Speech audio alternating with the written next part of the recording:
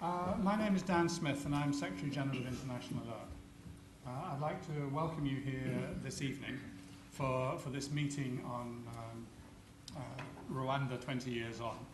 As you know, I'm sure all of you know and need no introduction to the basic facts about the horror which happened in Rwanda. Actually, we're not going to be talking about that very much this evening. The subhead of our meeting is Healing the Scars of Genocide. And so we're going to be talking more about moving forward than about looking back. We've got a tremendous panel here to help us do that. Moving from beside me is sitting is Gloriosa Bazigaga, who is International Alert's country manager in Rwanda. Sitting next to Gloriosa is William Nkurunziza, who is the High Commissioner of Rwanda to the United Kingdom in London. Sitting next to him is Dr. Ian Palmer, Professor of Military Psychiatry, and who served in Rwanda for a period in late '94 and also in the Balkans and other pleasant places of the time. And along at the far end, is Jack McConnell, who's the Right Honourable Lord of somewhere or other, and is currently chair of the all-party Parliamentary group on the African Great Lakes region.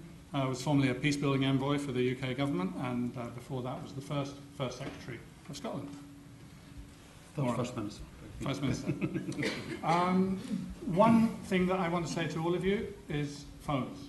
Could you please put them at least to silent, or even better to switch them off entirely.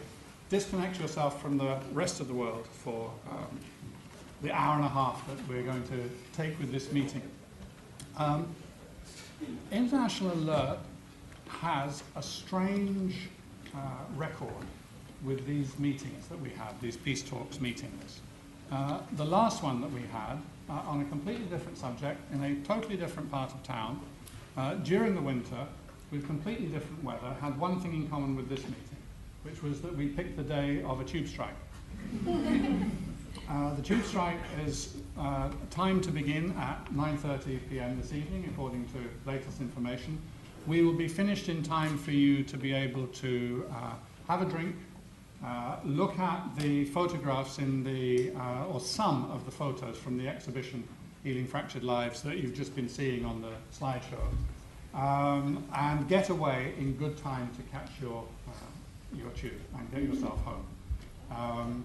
I rely on you to leave the building at a sensible time for getting yourself home, and you can rely on me to be ending the meeting at a sensible time to get you into the next room so you can see the exhibition and enjoy the reception.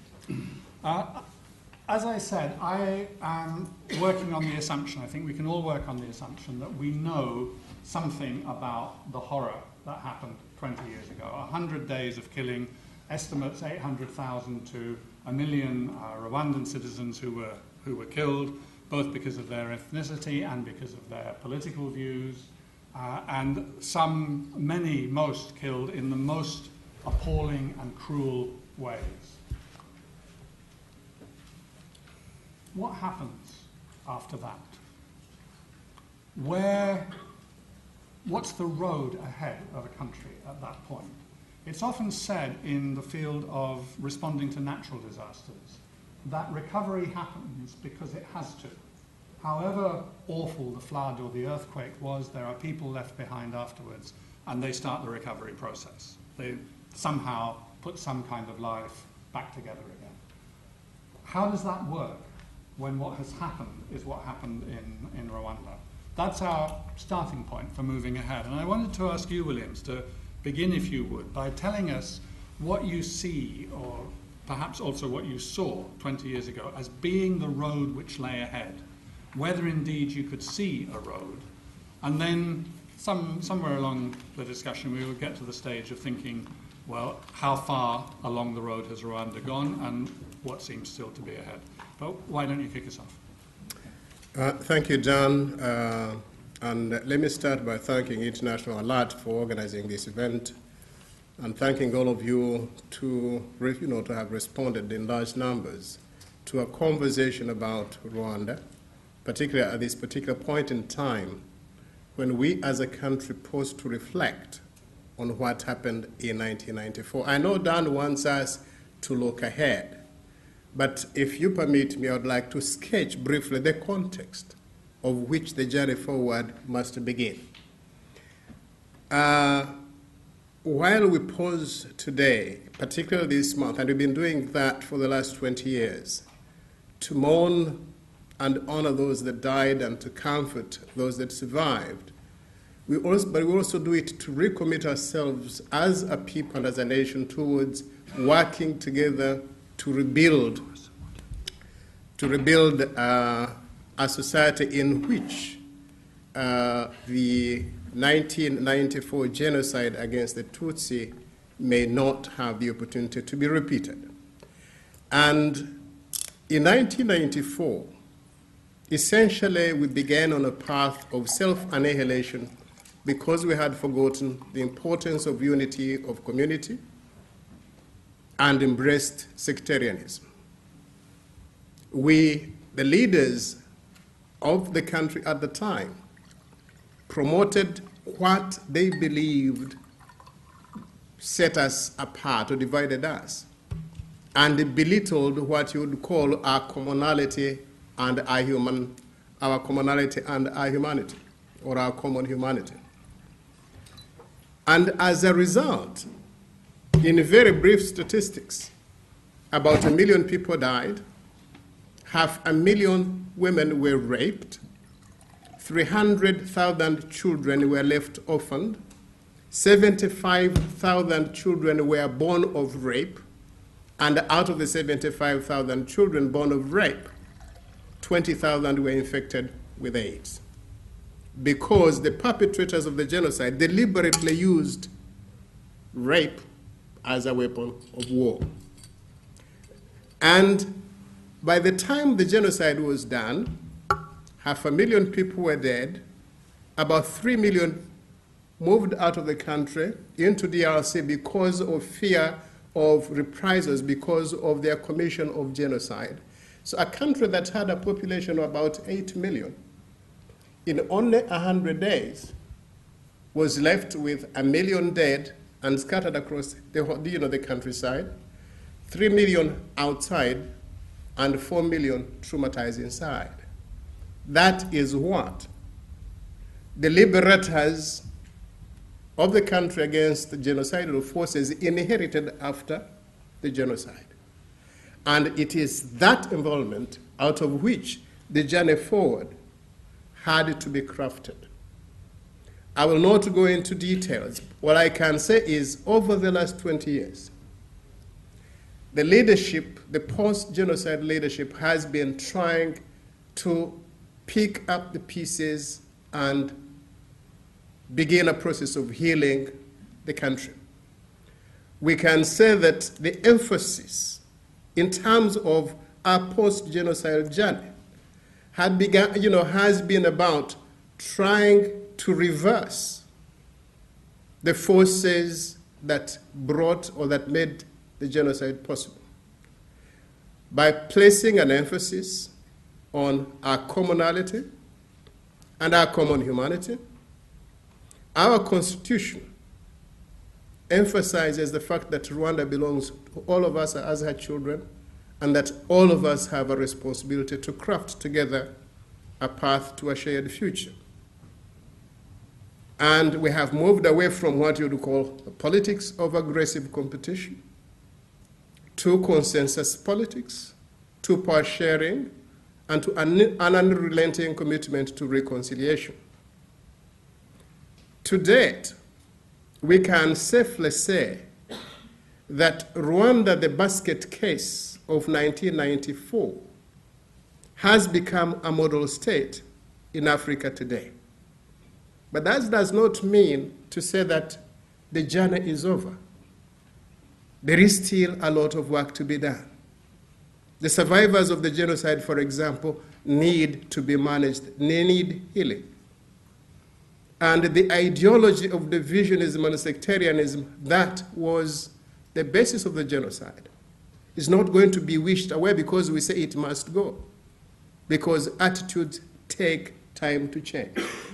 And therefore, what I would like to say is reconstructing or healing a fractured nation is not an event. It is a process. It is also a factor of good leadership. It is a factor of the leadership's ability to make intelligent and smart decisions. And on this score, I would like to safely say that President Kagame and his government have been very remarkable. But healing a nation is also a factor of the people, not just the leadership, demonstrating a readiness to learn from their mistakes and an ability to forgive and to move on. And on this score, I'd also like to say that the Rwandan people have been exemplary. They have demonstrated the ability to do the improbable and turn it into the probable. No one believed that after 1994, Rwanda would be able to heal as fast as it has. It has happened. And perhaps President Kagame put it better during his speech on the 7th of April in Kigali during the commemoration, when he said that Rwanda has been able to come this far because of three fundamental choices that Rwandans made. One, in spite of their pain and their fractured condition, they chose to stay together. Two, they chose to be accountable to each other. And three, they chose to think big, to think about turning the improbable into the probable. And I think it is going forward, it is these decisions that are going to guide which way we go in terms of healing, in terms of reconstruction and building opportunity for all our people. So, Williams, I want to press you into a little bit of detail, because what you have talked about is what needed to be done, and that's quite clear, and you've set out some, as you and as the government of Rwanda have seen them, some of the big picture issues. What does it mean for, as you said, it's not just the government and government decisions, it's individuals. So try to give us a sense of what that actually means in a monthly or a yearly sense. What are people called upon, in your view, to be trying to do as part of this healing and this rebuilding process?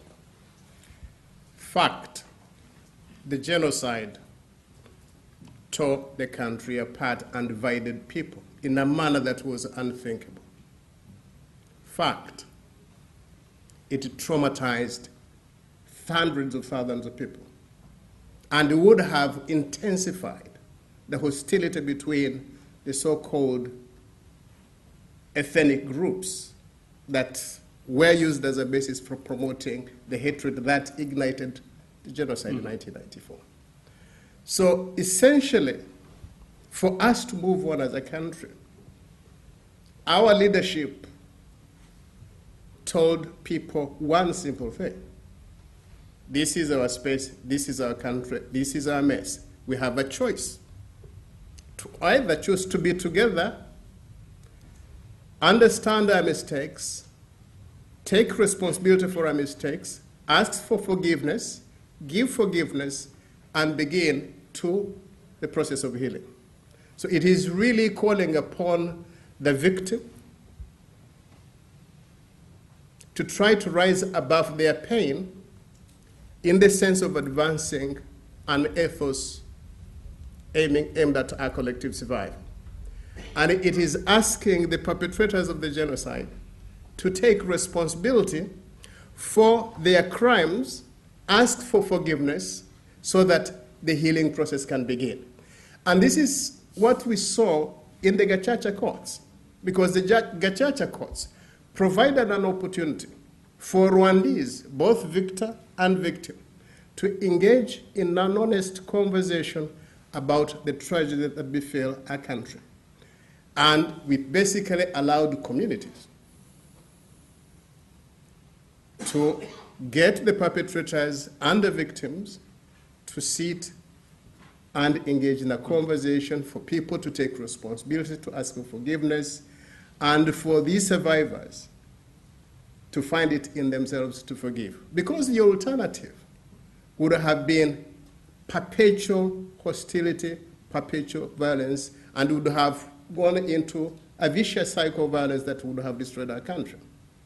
So, Gloriosa, tell us a little bit about International Alert's work in Rwanda, and about, in a sense, you could say, how we've tried to take that idea of people rising above the realities of their own situation in order to be able to move forward. Yeah. And if you want, in the course of that, also talk about the Gacaca process, because we worked in relation to that as well as the more recent work we've done.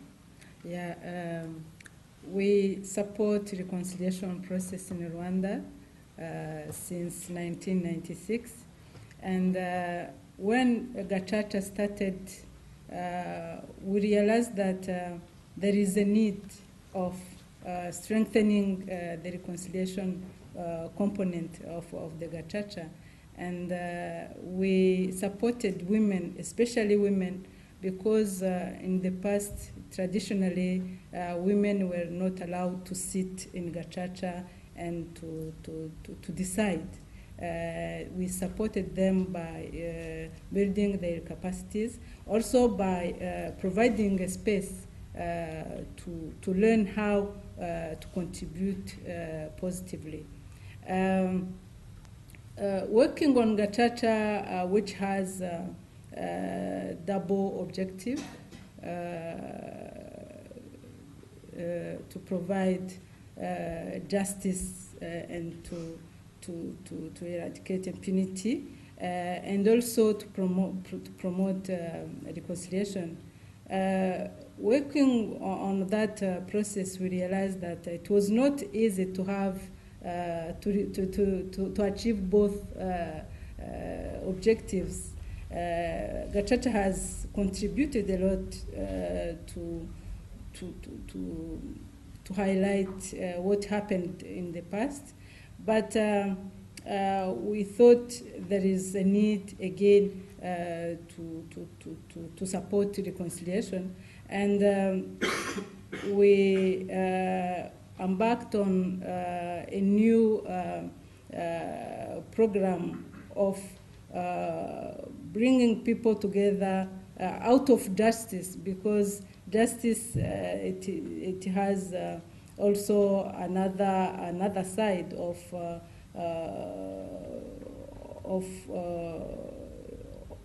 punishing people, and sometimes there was truth which was not which didn't come out because of that, because of fear of punishment.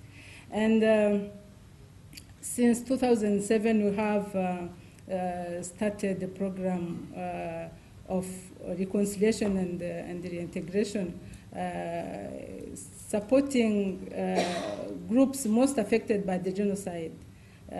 All Rwandans have been affected by, there are groups most affected, including genocide survivors, ex-prisoners, and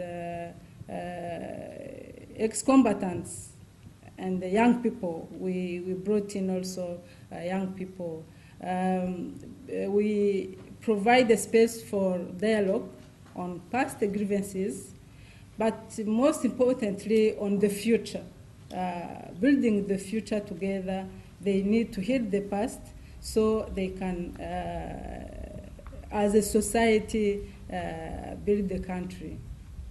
We work also on psychological healing, because it's important. And we have seen that when a person heals really from psychological wounds, the person move on very easily than the person who doesn't heal, who doesn't have the opportunity to heal. We work also on improving livelihoods, because either genocide survivors, they suffered a lot from the genocide. Because of trauma, they didn't have the courage to move on and to improve their livelihoods. So we help them, as well as ex-combatants who most of them joined armed groups or army at an early age. They have spent the early age in army, and they don't know how to start the normal life in the civil life.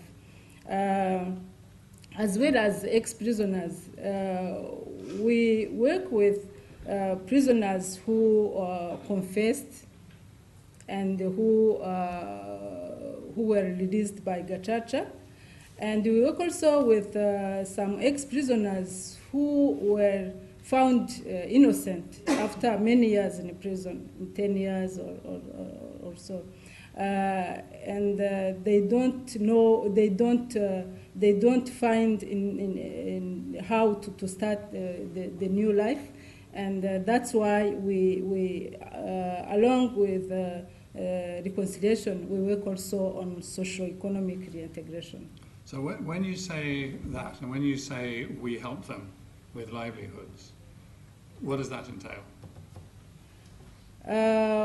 We have partnered with Rwandan organizations. We work with 5 organizations, and each organization has expertise in one component or two. This way we have chosen the microfinance approach to help those with low income to start income generating activities. And the microfinance has an added value in bringing people together. They form a group of 5 persons, of 5 people, and they are together for a long time. And in addition to the dialogue in the dialogue groups, they are together for income generating activities. Right. So you've got a combination of the dialogue work, the psychological healing or trauma therapy, and the microfinance, the work on livelihoods, and then a cooperation involving people who were, some who are survivors and some who were perpetrators or were accused of being perpetrators. Yeah, it's a multidisciplinary approach we use, and we have an organization that's specialized in trauma healing. So they provide psychosocial support, and there is another organization specialized in educating young people in peace. So it's a multidisciplinary approach we use. So Ian, if I can turn to you, talking from a professional point of view, but in language we can all understand. Oh, I'll try. What are the kinds of issues that are involved? I mean, you know, to rise above your situation, to rise above your victimhood, is an easy thing to say, but what are people going through as they try to do that? That's a nice, easy question. Yeah, I thought I could start you off for 10. For 10. I think my experience in Rwanda was such that it humbled me and made me realise that psychiatry has a role to play, but it's just a small role. We listened to healing, and I think healing, we sort of forget about it over here. As Western psychiatrists, we have a view of individual psychology, and if we just send in a psychologist or counsellor or something, everything will be okay, a rather fantasy view. What happened in Rwanda, I mean, unique is just a pathetic word, really. It was appalling, and it's difficult to portray how difficult that must have been for everyone. And for healing to occur, not just to get rid of your psychological symptoms, you need to have a panoply of things. We forget that in the West.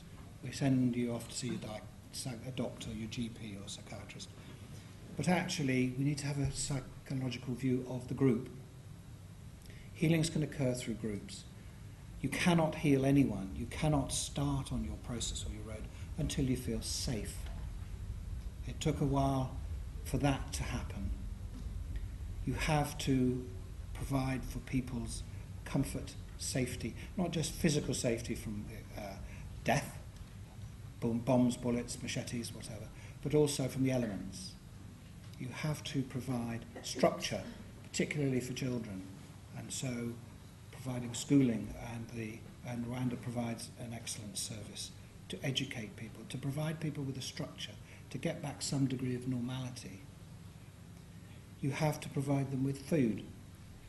You have to provide them with all sorts of things before you can start to go down the journey of psychological support in a way. But actually, having said that, all of those things are psychological supports, but they're actually psychosocial supports. Social support is, in my humble opinion, much more important than sending a psychiatrist, psychologist, or a counsellor in. It's really important. If you do send someone in like that, they're just there to support the really important work of providing the structure, employment, a reason for being, a reason for getting up, not just to take pills and to get on, crack on with it. What do people go with? I hesitate to say, as a Westerner who went there for just 4 months, I cannot imagine.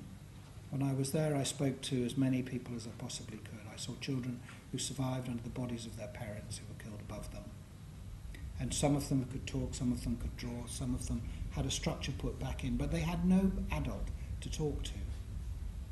There's almost a reverse parenting going on, because the adults were unable, they'd all been so damaged, you couldn't help their children, their own children.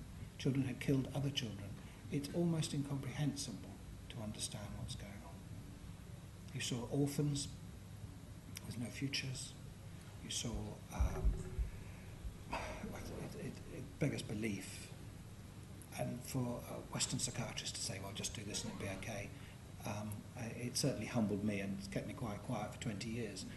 So I'm very welcome to be here, but it is quite for me it's a very emotional thing. And I would like to say that I think, looking at from the sidelines, that Rwanda has done an amazing job in putting these things back together again. They had to create a whole new system of criminal justice to deal with this.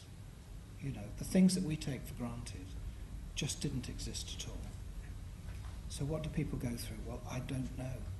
And the people who are now 20 years old were kids at those stages, or 25-year-old. They'll have their own children. I don't know how they get on.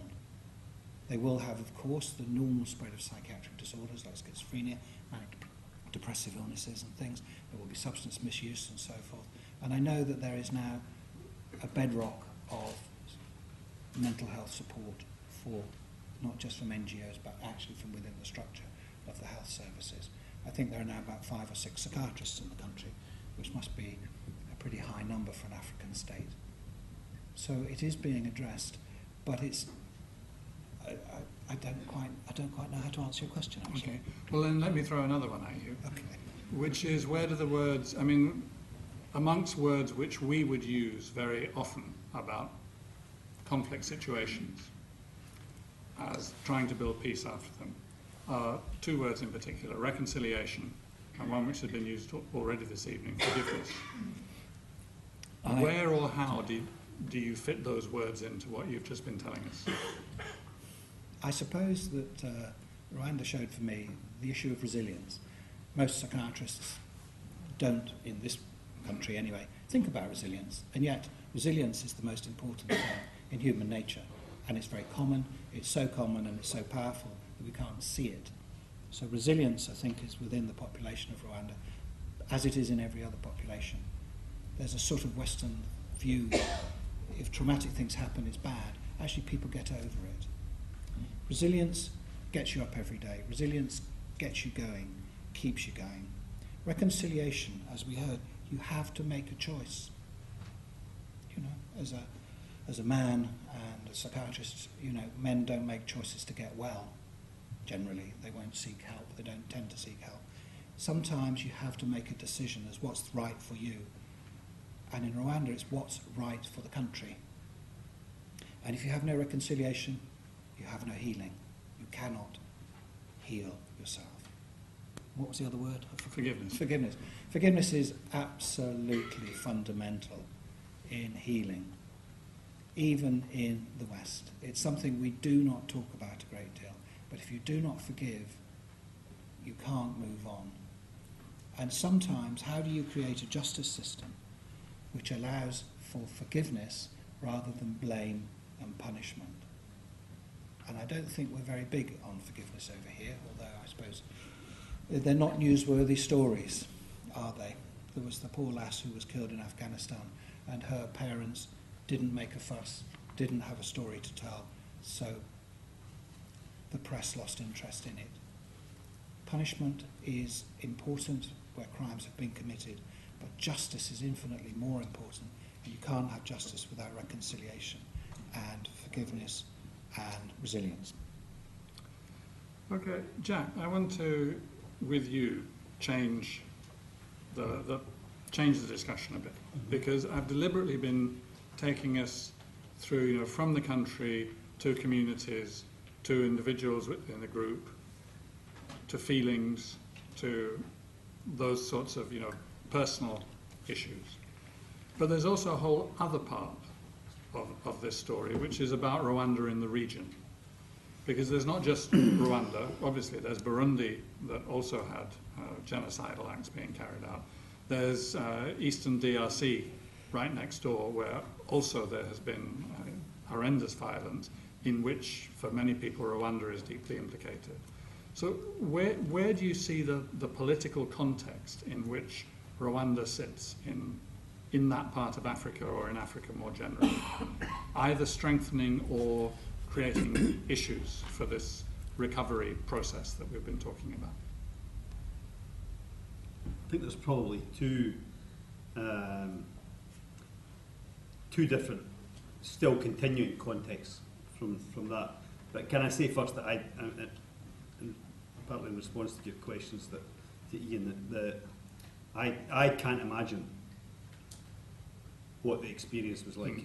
I mean, we had an event in Parliament in March commemorating the 20th anniversary, and one of the speakers, one of the survivors who spoke, Beta, told the story of the day that the militia came to her village, and she was at a friend's house.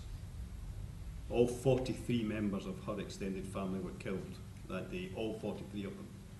And the only reason that the family that she was visiting that afternoon were not killed is that they were not on the lists that had been provided to the militia that afternoon. They actually came back days later and killed that family as well, by which point she had hidden and survived. And I think to have experienced that level of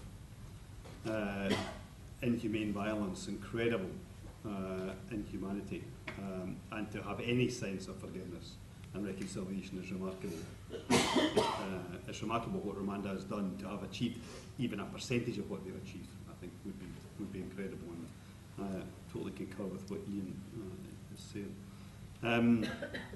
I think the wider impact on the region, in some ways, is tragic, because first of all, obviously, the exodus across the border immediately afterwards had a huge impact in the DRC, continues to have an impact today in the governance of the DRC and the inability of the DRC to move forward as a country, but also gives the government of the DRC at times an explanation for lack of progress in parts of their country that avoids taking responsibility as well. So there's a kind of continuing problem there across the border with the DRC. But I think there's also an issue about because of the various divisions across the region, some of the progress that's been made in Rwanda is not as celebrated in the region as it should be, and used as a good example as much as it should be. So that history and the immediate aftermath and the rest of the 1990s, I think it's had a lingering impact right up until today. I think the even wider impact than that, I think, is the impact on the international community. And I mean, obviously, what happened in '94 and in advance of '94 was a disgrace. The fact that all of the key players in the international community knew what was going to happen, knew when it was happening, and not only failed to do anything about it, but in many ways took actions that exacerbated the situation, I think is to the eternal shame of anybody who was serving in government anywhere at that time. But I also think that while there has been some progress on things like responsibility to protect and a general understanding in the international community that action against genocide is important, the fact that the region has continued to have its difficulties has made a consistent international response difficult, I think. And it's only really in the past 12 months that we've finally seen a bit more of an understanding of the region, I think, from the international community. And it's taken a long time to get there. I think the current initiatives led by Mary Robinson, I think the current head of the UN peacekeeping mission in the DRC, those two individuals are showing more understanding of the region than almost anybody has for 20 years. So there's maybe some hope now. It's taken an awful long time to get there. So you're relatively optimistic looking forward? That wasn't a trick question. No, I don't think you can be optimistic. Certainly not overly optimistic, because it's so easy for the situation to degenerate again. And you know, I think again, despite all the progress that Rwanda has made, the continued cautious words of leadership and ordinary people in Rwanda about the situation really need to be listened to, because we've seen just in Burundi in the past month or so how the situation in the run-up to an election is deteriorating. I met the president of Burundi last July. He absolutely assured me that the Truth and Reconciliation Commission there would be in place by Christmas. Absolutely. Asserted voluntarily to my face. And yet we see Burundi yet again this year stepping backwards. And the fact that some of the steps that have been taken in Rwanda have not been taken next door in terms of reconciliation, I think have left a situation there that's very, very volatile. There's not just the DRC, Yeah. and that's not even talking about Central African Republic, which is not that far away. Okay, well, look, I'm going to take another round through the panelists, but then I'm going to ask for you if you have questions, comments from the floor. So start thinking what those might be. Williams, I want to come back to my first question to you again, which is, or part of it, which was sort of the road ahead. Is what lies ahead of Rwanda now, you know, more of the same, the task of reconstruction, reconciliation, coming together? A lot of progress has been made, but there's more yet to be done. Or is there something that you see coming up that is kind of qualitatively different as to where Rwanda must be moving in the next, 10 years or so?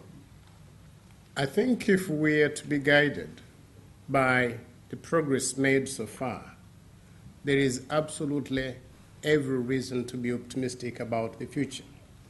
Because what has been achieved has been a result of deliberate decision and planning. to do with the whole process of reconciliation, I can state without fear of correction that in a post-conflict, post-genocide situation, leadership is very critical to ensure that healing begins. In the case of Rwanda, reconciliation has not been possible because people just want to reconcile. It is because there has been a political decision driven from the top of our political leadership to emphasize the importance of healing and to manage the tensions within society so that people do not surrender to the temptations for revenge, because that is there. It is there. It was there in 1994. It is still there, but people need to ensure that you manage it. And that requires leadership. It requires governance that assures people that justice will be delivered, but people need to move on. And you craft or you put up in place an administration, a process of governance that guides people away from the divisions and the tensions and paints a possibility for opportunity in which both those in pain and those that caused pain can actually coexist and survive. That is what we have seen possible over the last 20 years.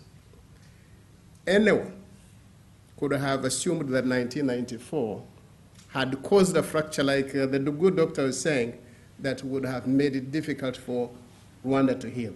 It's been made possible not because just people want or feel that there is a compelling case to heal, but because the conversation about healing needs to be driven from the top through clear leadership. That is the point I wanted to emphasize.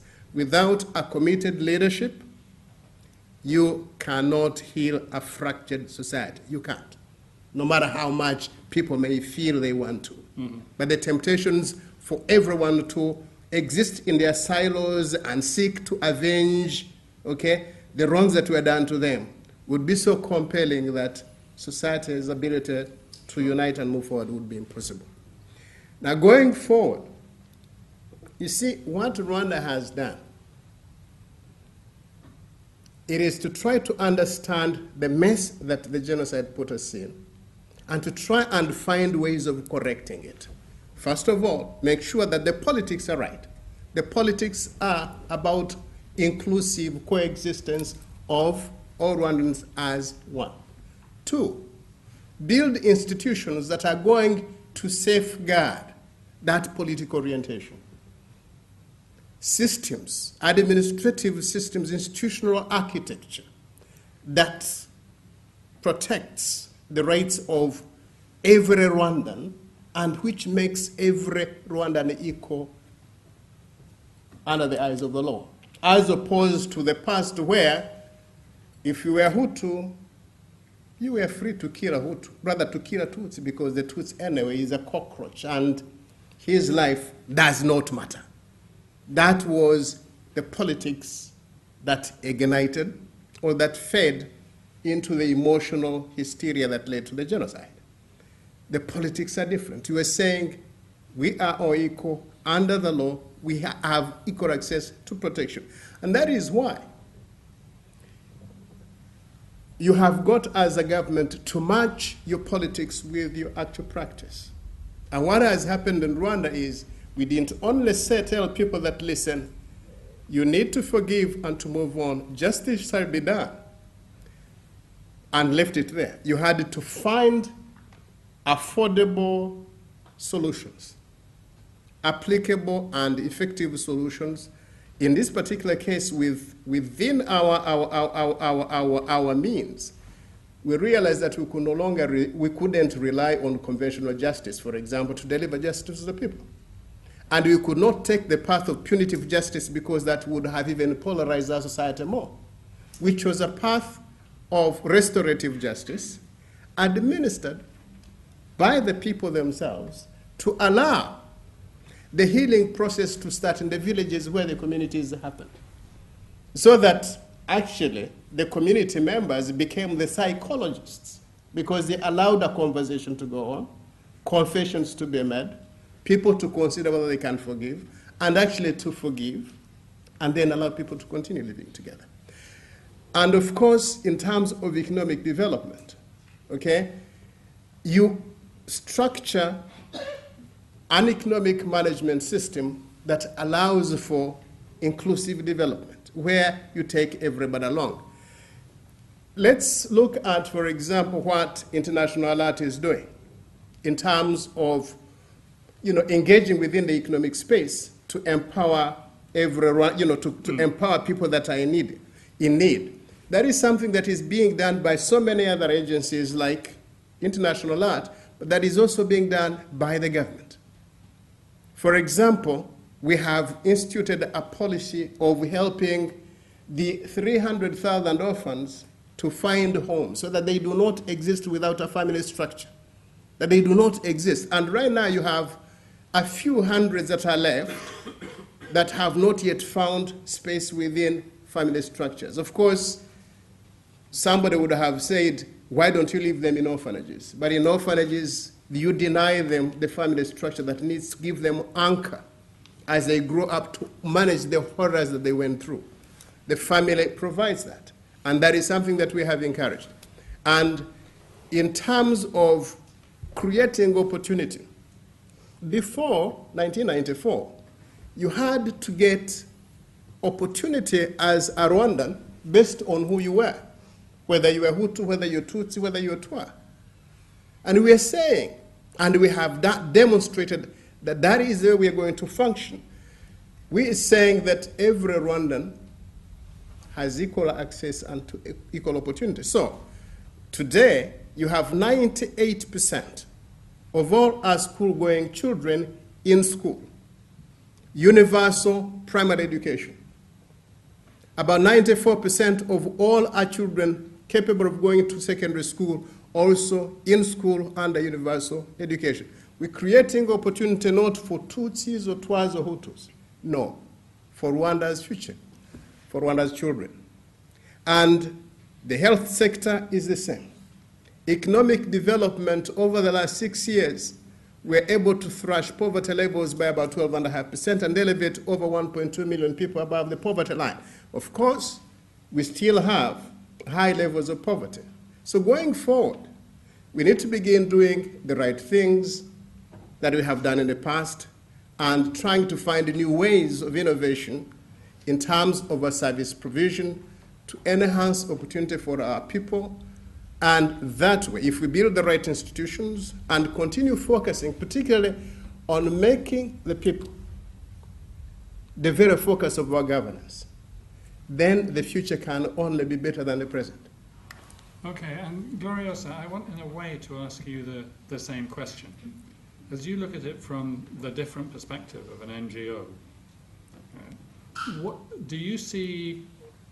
Are you going to be telling your program manager and the director of programs and the Secretary General of International Alert, we just must keep on doing the same work that we've been doing, just at a larger scale, and keep pressing forward? Or do you see somewhere in the coming period some kind of shift in the kind of work that you think we will probably be doing? For the last 20 years, we have been focusing on the genocide legacy. And I think reconciliation is still needed in Rwanda because people heal progressively, but not at the same rate. There are people who heal quickly, and the others who take time. So we need to continue working on a reconciliation. And that at the same time, we need to look at other factors which can fuel violence in Rwanda. For example, when I look at the increasing rate of unemployment of youth in the country, it's a big threat. And we need to look at other factors which can cause violence again in the country. Like? Like unemployment of youth. And we are also working on land issues. Rwanda is a country which has made progress in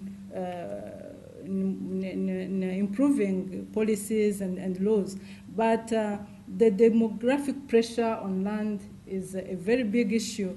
And even though there are very good laws and policies, land is still an issue in Rwanda. Williams, you want to If I come may add, what she's saying is true in the sense that we need to address the issue of unemployment.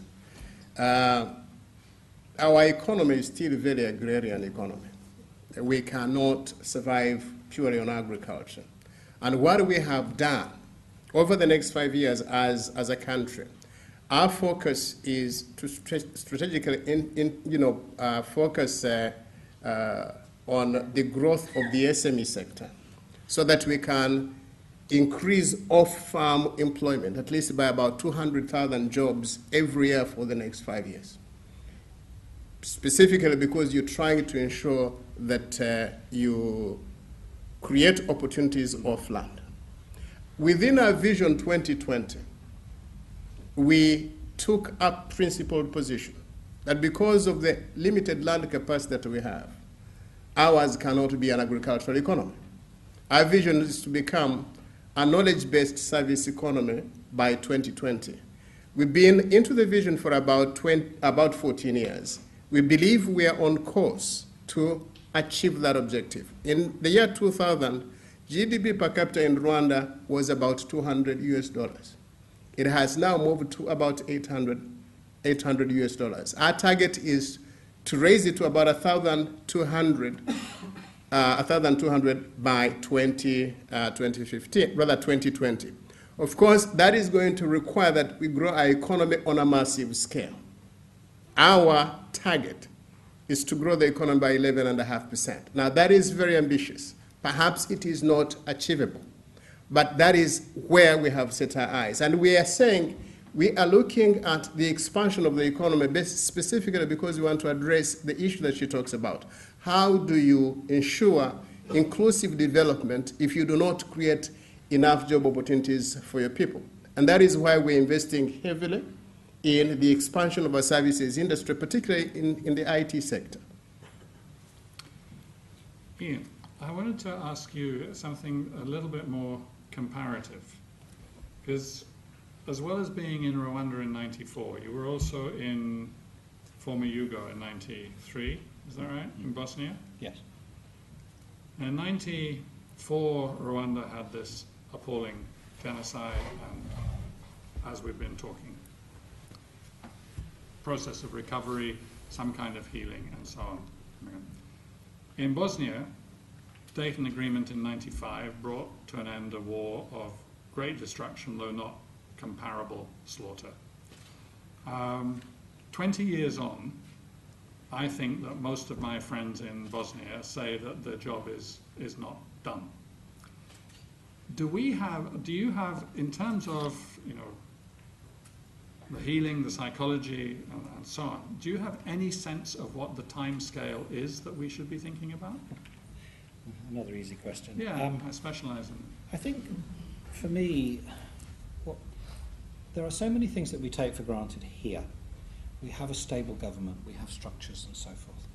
And therefore you can have a mental health service, you can pop along and see your doctor and so on and so forth. If you don't have that structure, you can't do the rest of it.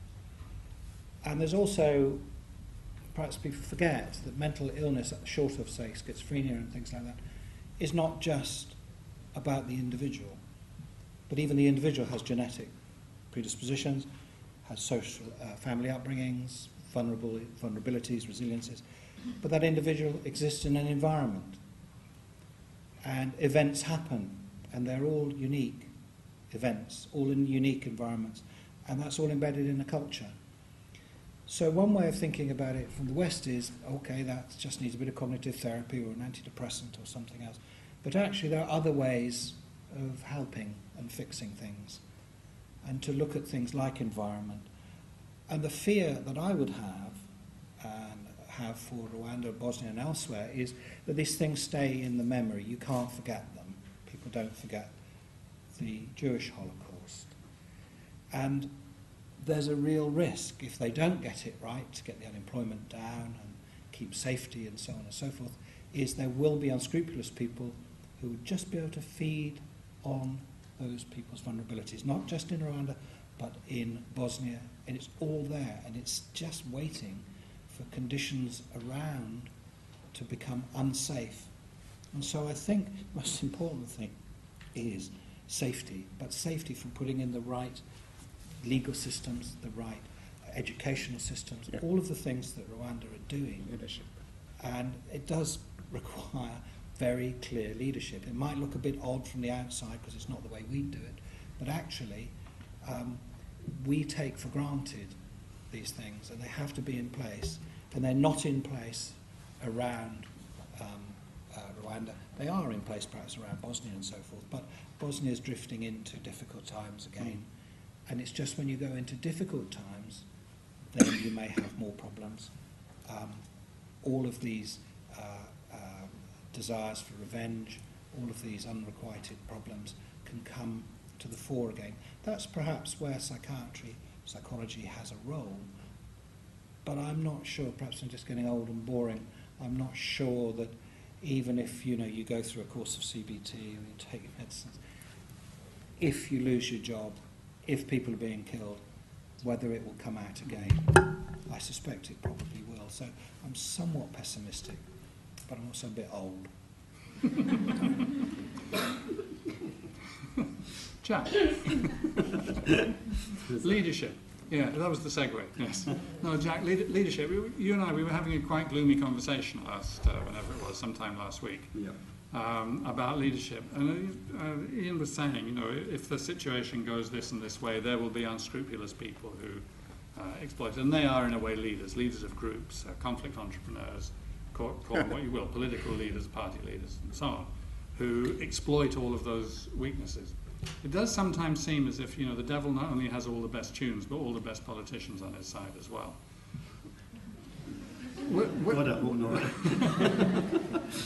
I mean, what's the sources for a creative, peace-conducive political leader? And I'm not thinking now so much about Rwanda. I'm thinking about some of the other problems that we're facing, and the sort of the sense in Europe that so many people have a kind of drift of not dealing with crucial problems. Whether people agree with the specifics of the direction that Rwanda under President Kagame has taken or not, one of the things which is clearly a crucial issue is leadership. And again, whether you agree or disagree, there is leadership. There is real leadership there. So, but sometimes I think in Europe we feel there's no leadership. It's like that whole thing of where's the meat in the sandwich? What's happened to our political culture? What's happened to our political culture? I think we have a generation of political leaders who have very little history, have very little theory or passion about why they're there, what they believe in, what they want to see happen. I think that's true not just true in this country, but true across Europe. I think the lack of leadership in the European Union at the moment is absolutely staggering, given the nature of world events. But it's not an isolated situation. It's not a lack of leadership in Brussels. It's a lack of leadership across the member states of the European Union, with possibly the exception of Germany,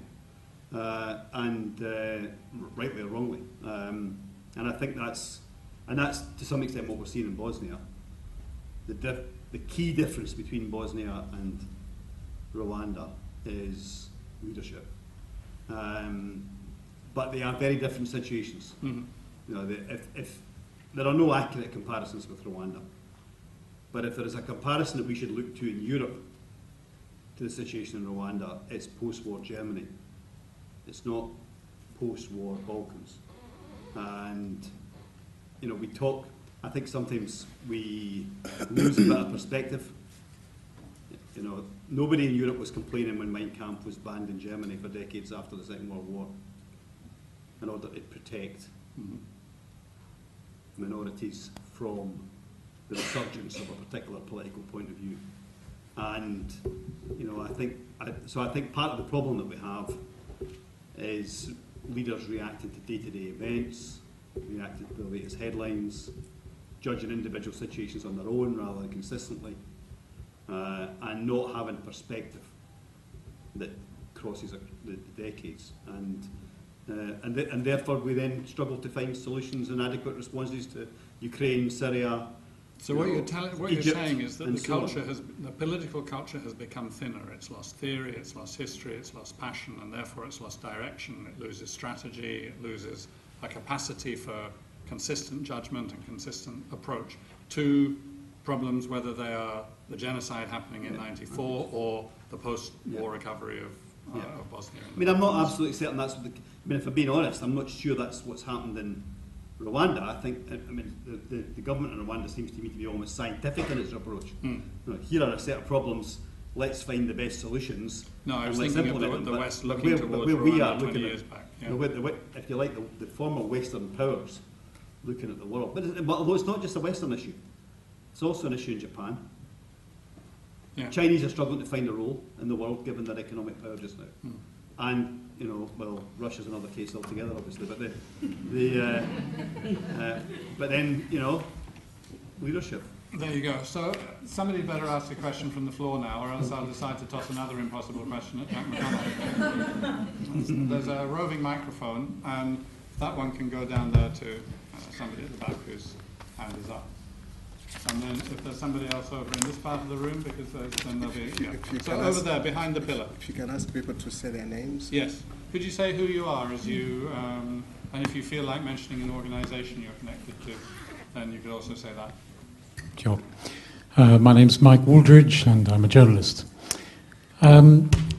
We've heard from the panel that among the challenges in the way of reconciliation, at one point at least, was fear of punishment.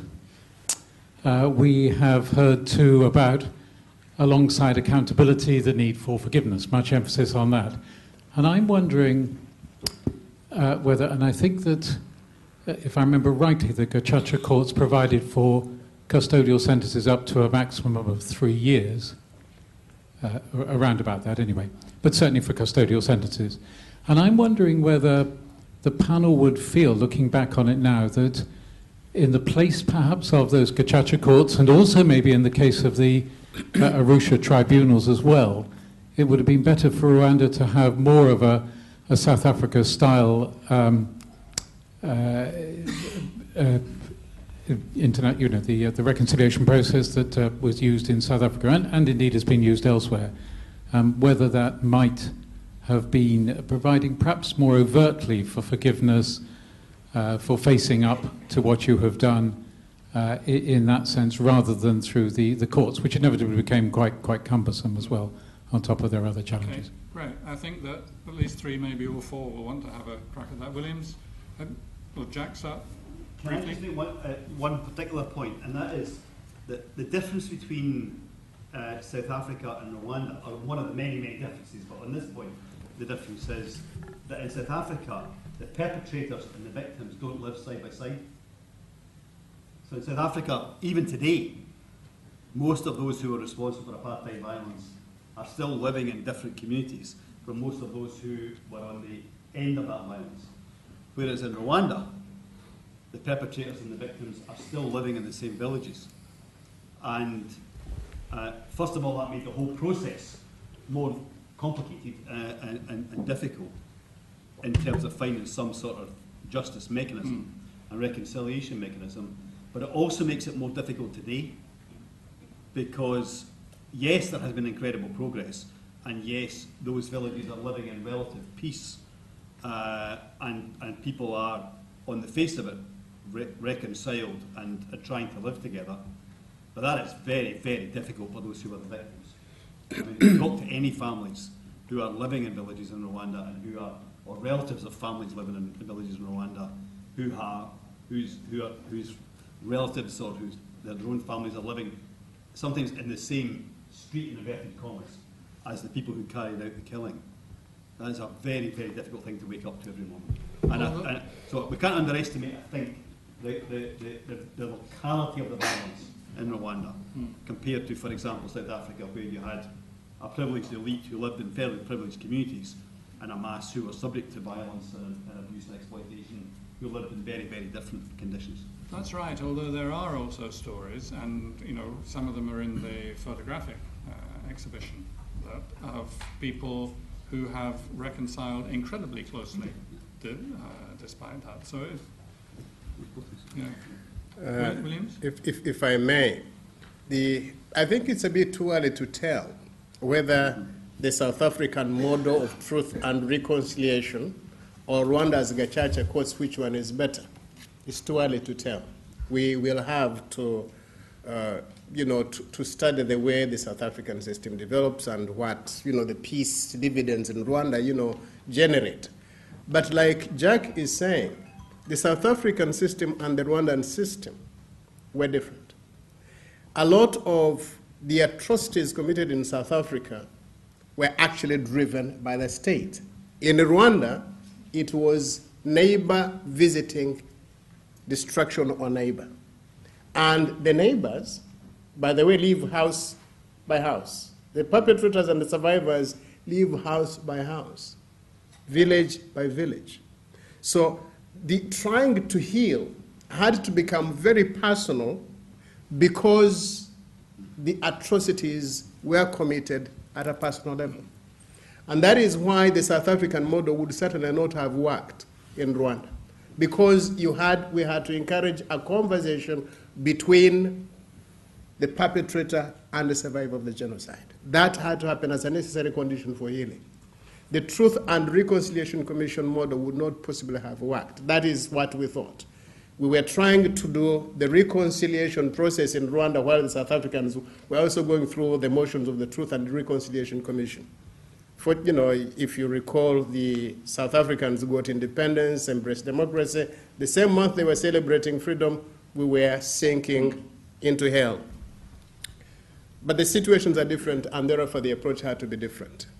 Now, a lot of people have questioned whether the Gacaca method was okay or not. Nothing is perfect. There's no judicial system that is perfect. But imagine trying 2 million cases, because that is what happened. The Gacaca courts were able to try 2 million cases in 10 years at a cost of about $100 million. The International Criminal, Court that was set up, the ICTR for Rwanda, was able to try only 92 cases. They were only to reach closure on 63 cases. Out of those, they were only able to get 49 convictions. And they did that at a cost of $1.5 billion, a major waste. And while they were spending that $1.5 billion to try 90 cases over a 10-year period, the whole international, the UN system that was funding that particular exercise only spent $1 million to help the survivors in Rwanda. I mean, the decisions we make as an international system are absolutely bizarre.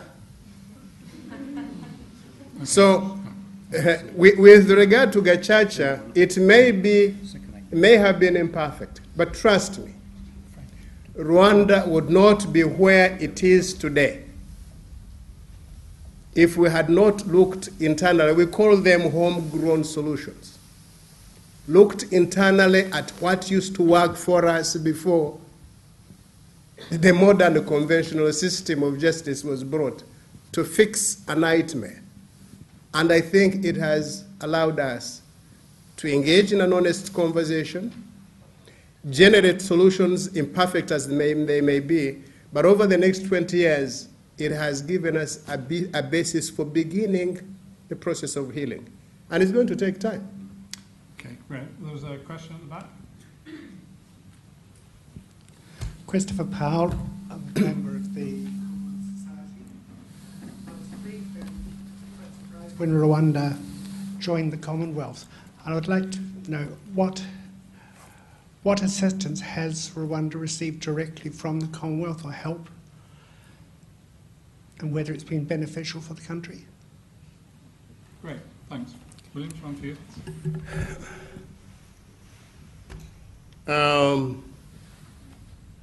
We are the youngest member of the Commonwealth because we believe in the values that the older members of the Commonwealth value: democracy, human rights, freedom of speech and expression, and so on. We sit on the Board of Governors of the Commonwealth, and we work on the strategic plans that guide the work of the Commonwealth. And so far, the Commonwealth has done some work with us, particularly within the judicial system, in training some of our people. They have worked with us in repackaging Rwanda as an investment destination, and they are continuously, we're continuously looking for new areas of intervention. But being new members, I think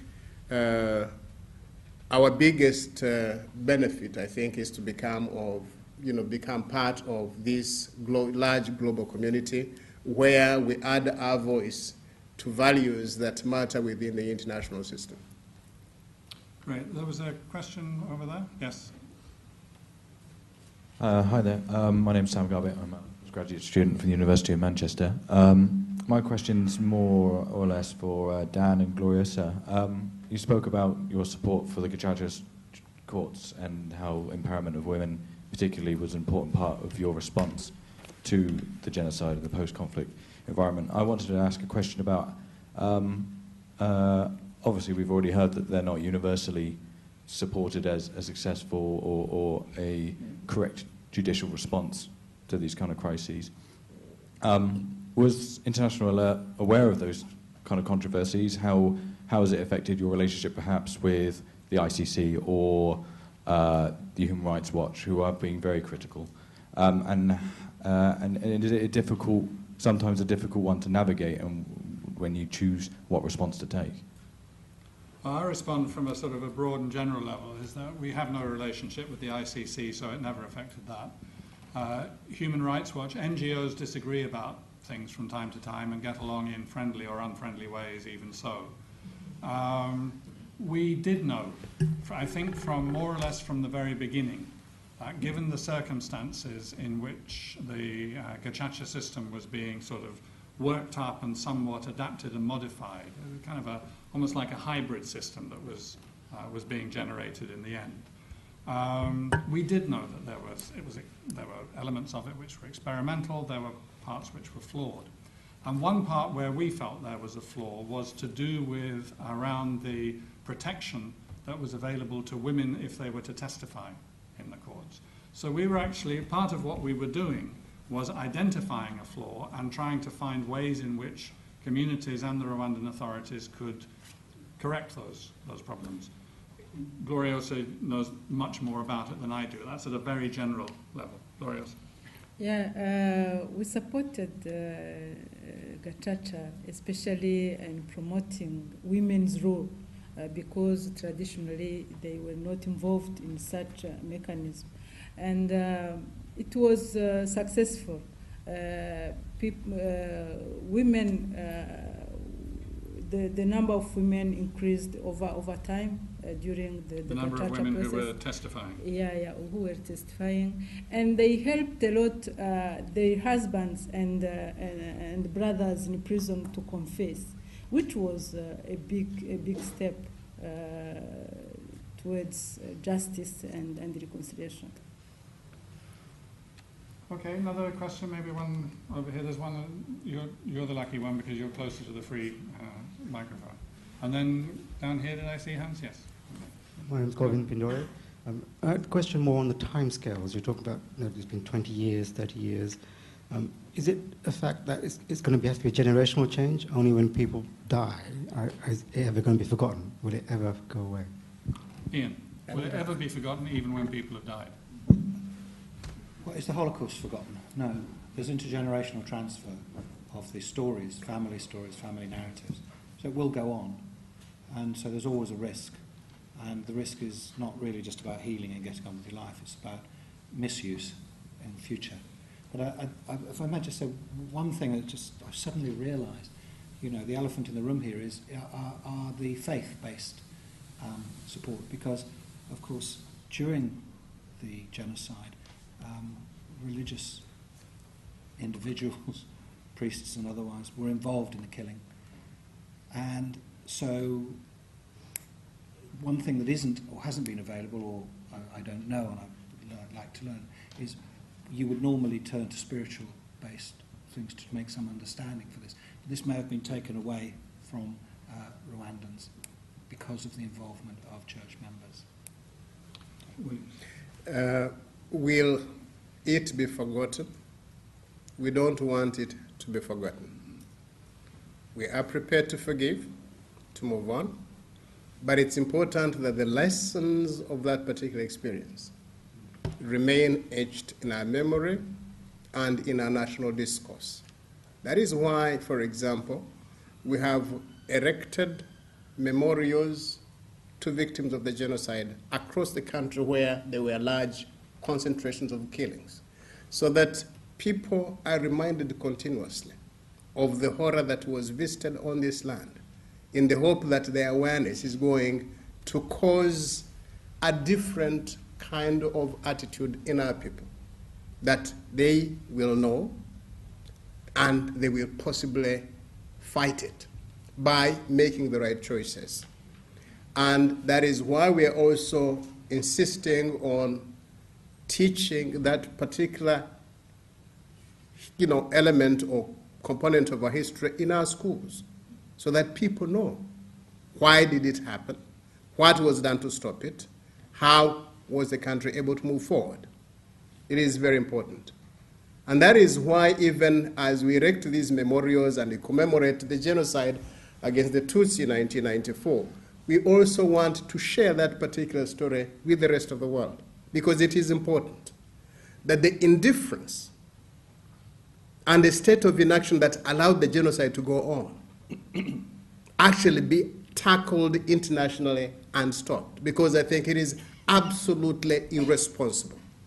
When the genocide was going on, General Darrell was asking for an additional 2,500 soldiers who would have, if they had been deployed, they would actually have stopped the genocide within a month and saved maybe 800 lives and stopped the fracture that happened to our country. The international community chose inaction and indifference. In the end, that decision has been a lot more costly than what General Dallaire was asking. Costly in what sense? A million lives lost. But it is what happened, what the strange international response that we saw come into play after the genocide. Because after the genocide, they had refused to give General Dallaire 2,500 soldiers. But they committed to establishing an army of 22,000 soldiers in eastern DRC to contain the mess that came out of the genocide. And this army has been costing the international community $1.5 billion every year. Okay? For the last 20 years. Indecision, indifference is neither humane nor cheap. It is extremely expensive, and it escalates the cost of peace building around the world. Jack? Two brief points. That doesn't need any further addition, I don't think, apart from to say that remembering what happened in detail, not just in generalities, but in detail, is really important throughout the world, because that is the way that we gradually create an international system that doesn't make those same mistakes again. And I don't think we can put enough importance on the events that have taken place around the world this past 100 days and over the next couple of months as well. because I think remembering, it's so easy to forget that the international community knew about this in advance. They knew about it when it was happening. This was not happening in the darkest corners of Eastern Europe during the Second World War, when there were no colour television cameras to show us what was happening in the gas chambers. This was on our screens, and they walked away. And I think remembering that in detail is really important. But on the point about the next generation, there is actually a really good project that was launched last November that is now underway in the schools in Rwanda, which is about making sure that the next generation understand what happened, that it wasn't just 3 months of craziness with people killing their neighbours, that it was planned and it was organised in advance and so on, and understand a bit more about genocidal thinking. The Aegeus Trust, largely funded by DFID actually, one of the good decisions Britain's made in Rwanda over the last couple of years, is working with the Rwandan Education Department and the Genocide Memorial in Kigali, and is embarked on an outreach programme to the primary schools. So rather than just expecting all the school children to come to Kigali and come to the memorial, they're actually now going out on a sort of touring, interactive teaching exercise with the kids in the schools, and that is seen as hopefully a permanent feature of the education system to make sure that the sort of ideology and thinking that happened doesn't come back. That's great. There was a question there, and then the microphone could come a bit further forward. Yeah, go ahead. Hi, my name is Gloriosa. I work for an organization called Peace One Day. My question regards the role of leadership. You all talk about the importance that has been the good leadership in the whole recovering process in the country, and it's obviously been a crucial part of this process. But you might say also that this leadership has been very much related to the specific role of President Kagame. In terms of political stability, it has also been recognized in a democracy that the shifts in power brings political stability to a country. So how would you see, for the coming next presidential elections and the possibility of President Kagame entering a third presidential period, do you see this maybe as a limitation to the whole stability process or recovery process? Or how do you see a future where, for example, President Kagame might not be the direct leader of the Rwandan people? I think last week President Kagame was in the States and he was asked the same question. And his answer is very simple. One, he has been elected or hired by the Rwandan people to do a job until 2017. That is what he's focusing on. The issue of what happens after 2017 is for the Rwandan people to decide. And we will have to wait and see. Will Kagame stay on? Will he, depart? That is a decision that we have to wait until 2017 and see what happens. I don't want to speculate, and it's really pointless to even do that.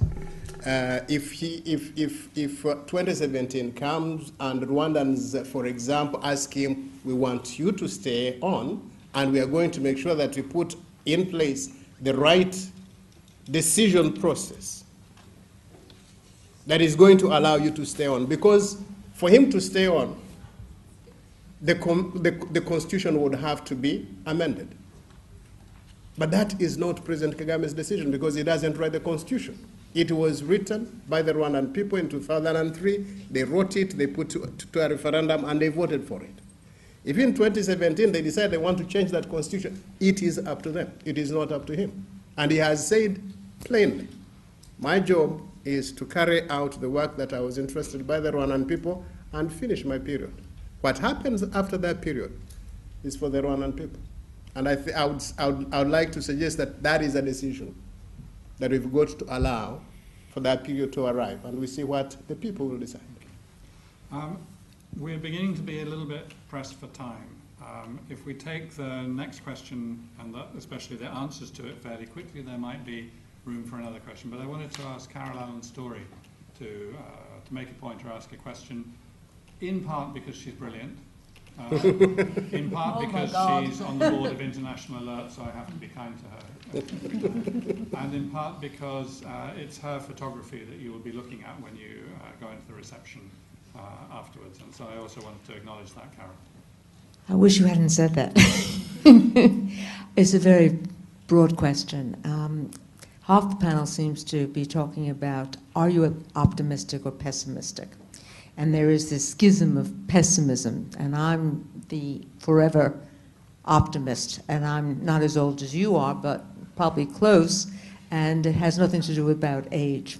But if we don't inspire the youth, and it's the question really for you, about the inspiration of how we can motivate and inspire the youth of the young Rwandese that were born perhaps in the year of the genocide, to look forward to their nation, to be the nation's future leaders, how we are going to hand the baton over to them, of what we're going to give them in terms of the rooting and the platform that they're going to need for the strength, whether it's to build the society through a vision, which is essential, leadership of course, but also there's the most important thing, the economic platform for the future, because when there is no economy, it dismantles a nation throughout history forever and ever. So how are you and your government and your people viewing what the role of the youth is going to be with optimism?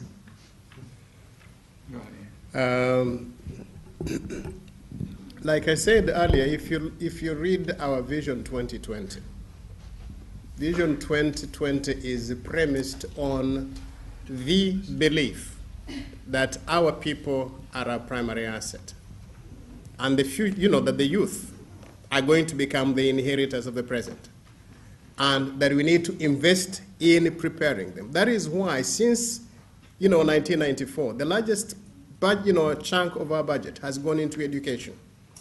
I have seen enormous investments in education. I'll sketch it for you. In 1994, Rwanda had only one university. Since 1962, when it became independent, until 1994, Rwanda had only produced 3,000 university graduates out of the one national university, because access to university was seen as a privilege, not as a process of nation building, empowering people that are going to drive the growth of the country. Since 1994, we now have over 30 universities in the country. And we have a population of about 80,000 university students at any one time, churning out about 15,000 graduates every year, as opposed to 3,000 over a 30-year period. But most importantly, if you check in your universities here in the UK, you'll find a lot of Rwandan students that are being sponsored by the government to come to study in areas we deem to be very critical for our national survival and competitiveness, whether it is IT, whether it is mining, whether it is oil and gas. If you talk to the University of Birmingham, there is a bunch of about 38 kids that have come in to study mining and geological sciences, because we want to develop our mining industry. So there is a lot of investment that is going, and if you look at universities in the States, whether it is Harvard or MIT or Columbia, government is spending money to send Rwandan bright kids into universities to study the kind of skills that we have determined are going to be part of the visioning that we have put in place to be able to create local capacity to drive Rwanda's economy as a knowledge-based service economy. That is the investment that is being made, because we believe that the youth today are going to become the inheritors of tomorrow, but they need to be prepared if they are going to secure the gains that have been accomplished over the last 20 years. And Gloriosa, I want you to also address that question of the youth and the work that's necessary. Yeah, I'm also optimistic because the progress we have made over the last 20 years is a sign that we can do more than what we have done in the past. And I've seen that even though I said the increasing rate of unemployment is a risk of peace for peace and development in Rwanda. I saw also the engagement of the young generation in terms of looking at other opportunities in the region and inside Rwanda. We have a program called Hanga Umurimo, Create a Job. And there are so many young people engaged in that. And I'm optimistic, even though there are challenges, and we know we have the capabilities to address them as a nation. Okay, so as always, and especially when the tubes are about to go on strike, time is a bit of an enemy. Conversation can carry on afterwards, and you're all invited for a drink and to view the photographic exhibition. But I want to finish up by asking each member of the panel the same question, and it's just kind of another one of the questions which I like throwing out with very little prior warning, which is what 1 or 2 points would each of you, 2 at the most, preferably just 1 point, like the audience to take away with them as they scurry for the tube, desperately trying to get home with all the people in the tube carriage pressing around them in the way that they do. What's the 1 or 2, maximum 2 points you'd like them to take away from this meeting? In the reverse order to which we started, so beginning with you, Jack.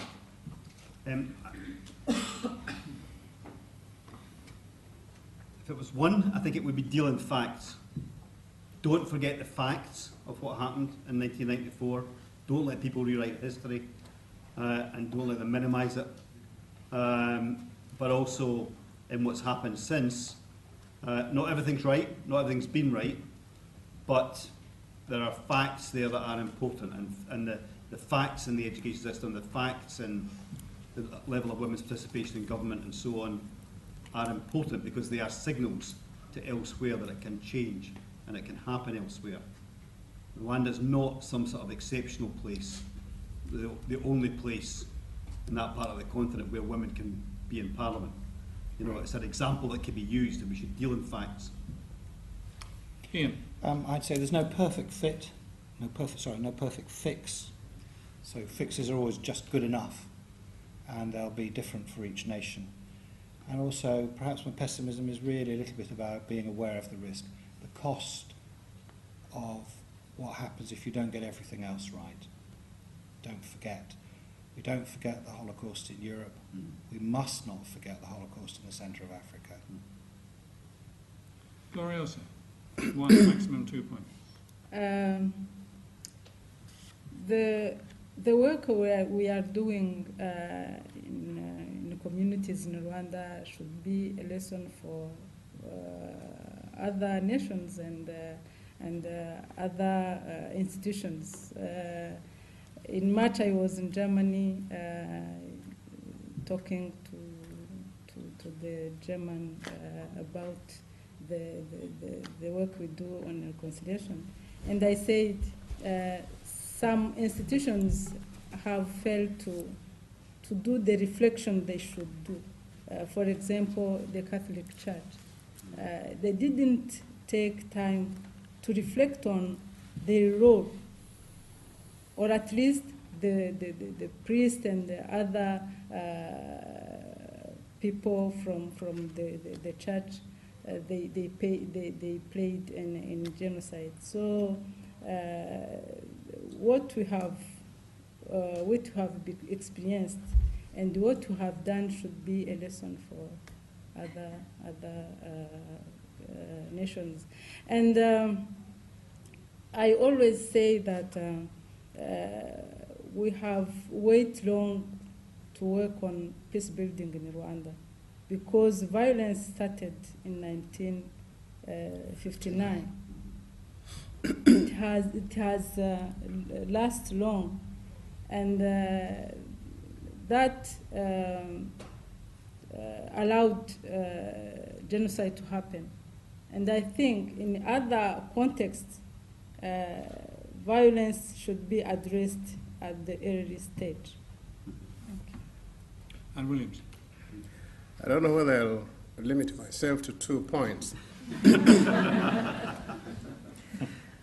But here is what I would like your colleagues to take from here. 20 years on, there is every sense for Rwandese and friends of Rwanda, including yourselves who are here, to be optimistic about the country's future. We've made phenomenal progress. We think the progress was founded in very evidence-based decision mechanisms. We believe that we have found a way of fixing our problems, at times looking for homegrown solutions, whether it is the Gacaca courts, whether it is the Hangumurimo that she was talking about, that has allowed us to fix the challenges that we have. And what we have also learned, especially from the fact that it was our boys and girls led by President Kagame that looked the devil in the eye and said we will stop this genocide even though the world doesn't care. And of course guided the reconstruction process. We have learned that if we want to move on, we as Rwandese need to put our shoulder on what you would call the wheel of hope. We need to break the first sweat. In essence, we have learned that while we may depend on very good friends, and the UK has been a wonderful friend in our reconstruction process, but we need to recognize that the Rwandan interests, Rwandans are the best custodians of Rwandan interests. We need to take responsibility for our country, for each other, and move on. And what would like also for you, to take away, from where I sit, is the interest you have shown today in sparing your own time, even at the threat of sleeping on the street because the trams are closed, to come and listen to this conversation of horror and renewal, that you become ambassadors that will inform a global campaign against genocide in its every manifestation anywhere in the world. It happened in Rwanda in 1994 because the world didn't care. When you move out of here, go with a greater sense of care. I thank you. Let's take that as the closing word.